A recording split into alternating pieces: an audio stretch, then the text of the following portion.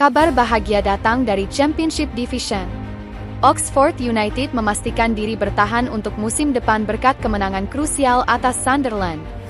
Tambahan 3 poin membawa tim Marcelino Ferdinand dan Ula Romeni lepas dari kejaran Hull City dalam perburuan zona aman. Oxford United dipastikan tetap berlaga di Championship Division musim depan, setelah kemenangan penting atas Sunderland. Tambahan 3 poin membuat tim Marcelino Ferdinand dan Ula Romeni tidak terkejar Hull City dalam perebutan zona aman. Meski Ula hanya duduk di bangku cadangan dan Marcelino tidak masuk daftar pemain, peluang keduanya untuk menunjukkan kualitas dan bersinar di musim depan masih terbuka lebar. Dari Inggris, kabar membanggakan datang dari Elkan Bagot. Saat membela Blackpool melawan Wigan Athletic, Elkan tampil luar biasa, mencatatkan 9 clearance, akurasi passing 97%, dan memenangkan seluruh duel udara. Penampilan solidnya bahkan mendapat pujian dari media lokal Blackpool Gazette. Dengan status pinjaman dari Ipswich Town yang baru saja terdegradasi, peluang Elkan untuk dipermanenkan Blackpool kini semakin besar.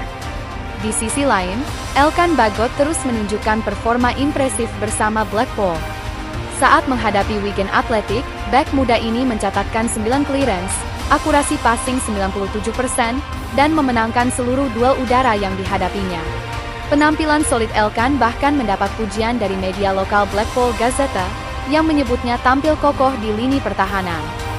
Saat ini, Elkan Bagot masih berstatus pinjaman dari Ipswich Town yang baru saja terdegradasi dari Premier League. Kontrak Elkan di Ipswich akan habis di akhir musim ini, dan meski belum ada kabar resmi, peluangnya untuk dipermanenkan oleh Blackpool cukup besar mengingat kontribusinya yang konsisten dan krusial di lini belakang tim. Dari tanah Italia, duel seru terjadi antara dua pemain berdarah Indonesia. Dalam laga Venezia melawan AC Milan, Jay Idzes dan Tijjani Rejders menunjukkan sisi lain dari rivalitas, diwarnai momen keakraban yang menghangatkan suasana. Venezia kembali menelan hasil pahit usai tumbang 0-2 dari AC Milan dalam lanjutan Serie A 2024-2025 pada Minggu 27 April malam. Kekalahan ini semakin memperberat langkah Leoni Alati untuk bertahan di Serie A, mengingat mereka kini masih terjebak di posisi ke-18 klasemen dengan hanya 25 poin. Di balik ketegangan laga, terselip momen menarik antara dua pemain berdarah Indonesia, Jay Idzes dan Tijjani Rejders. Menjelang akhir babak pertama, Rejders tampak memberi jeweran kecil kepada Idzes, namun momen tersebut justru berakhir dengan senyuman dan pelukan hangat antara keduanya, menunjukkan sportivitas dan keakraban di tengah persaingan sengit. Dengan 4 pertandingan tersisa, Venezia harus berjuang mati-matian untuk keluar dari zona degradasi. Selain berupaya meraih kemenangan di setiap laga, mereka juga perlu berharap para pesaing langsung mereka tergelincir, agar peluang bertahan di kasta tertinggi sepak bola Italia tetap terbuka. Beralih ke Belanda, Kelvin Verdonk kembali menjadi pilar penting di lini belakang NEC Nijmegen. Meski harus menelan kekalahan tipis dari SC Heerenveen, fullback timnas Indonesia ini tampil solid dan konsisten sepanjang pertandingan. Fullback timnas Indonesia, Kelvin Verdonk, kembali dipercaya sebagai starter saat NEC Nijmegen menghadapi SC Heerenveen di pekan ke-30 Eredivisie 2024-2025.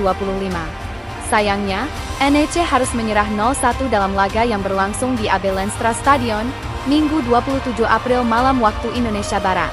Bermain sebagai bek tengah dalam formasi 4-4-2, Verdonk tampil solid meski harus menerima kartu kuning di menit ke-73. Sepanjang 90 menit, Verdonk menjadi salah satu pemain terbaik NEC dengan rating 6,9, hanya kalah dari Robin Roefs dan Thomas Owejan. Ia juga mencatatkan 53 operan sukses dengan akurasi 87%, tertinggi di antara rekan setimnya. Selain itu, Verdonk tampil impresif dengan kontribusi defensif berupa 1 tackle sukses, 1 blok, 5 sapuan, 1 intercept, 3 recoveries, dan 4 kemenangan duel. Kekalahan ini membuat NEC Nijmegen masih tertahan di posisi ke-13 klasemen, dengan 33 poin dari 33 pertandingan.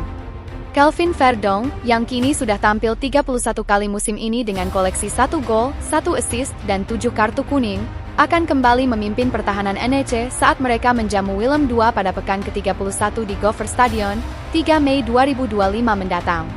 Beralih ke dalam negeri Konoha, Indonesia bersiap menjadi pusat perhatian Asia Tenggara.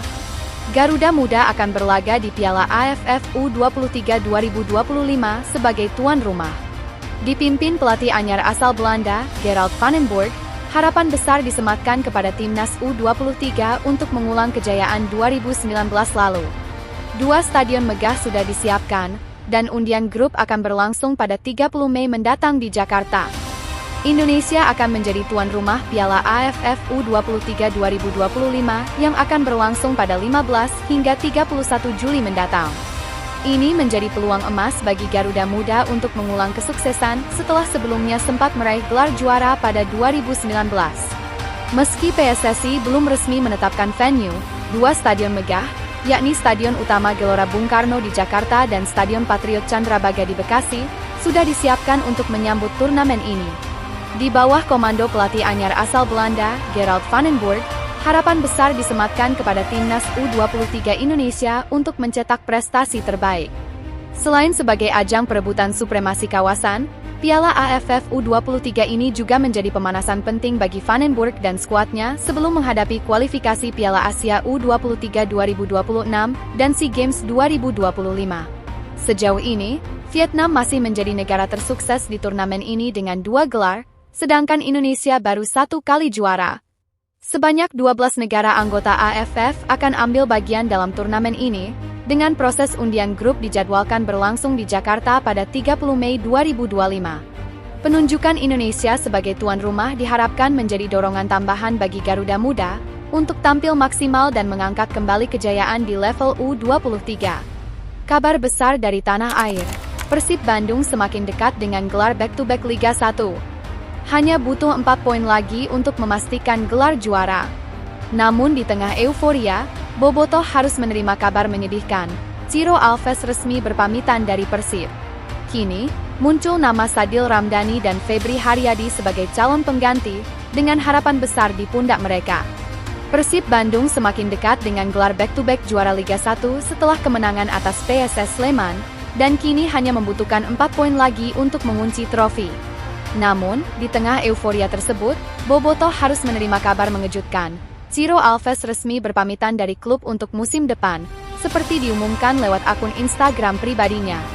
Kondisi ini memaksa Persib untuk segera mencari pengganti sepadan guna menjaga kekuatan skuad musim depan.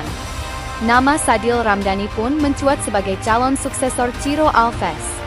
Pelatih Bojan Hodak mengakui ketertarikannya, meskipun Sadil masih terikat kontrak dengan Sabah FC dan juga diminati oleh Persis Solo. Dengan situasi yang belum pasti ini, muncul opsi lain yang tak kalah menarik, yakni menghidupkan kembali peran si anak hilang, Febri Haryadi, yang baru saja comeback setelah 8 bulan absen akibat cedera ACL. Comeback Febri saat menghadapi PSS Sleman menunjukkan tanda-tanda positif. Meski hanya bermain beberapa menit, Febri tampil lebih dewasa dan mampu beradaptasi cepat di lapangan. Bojan Hodak pun berjanji memberi kesempatan lebih untuk winger andalan masa lalu Persib ini. Jika Febri Haryadi bisa menemukan kembali performa terbaiknya, Persib Bandung mungkin tak perlu repot mencari pengganti dari luar, termasuk memboyong Sadil Ramdhani.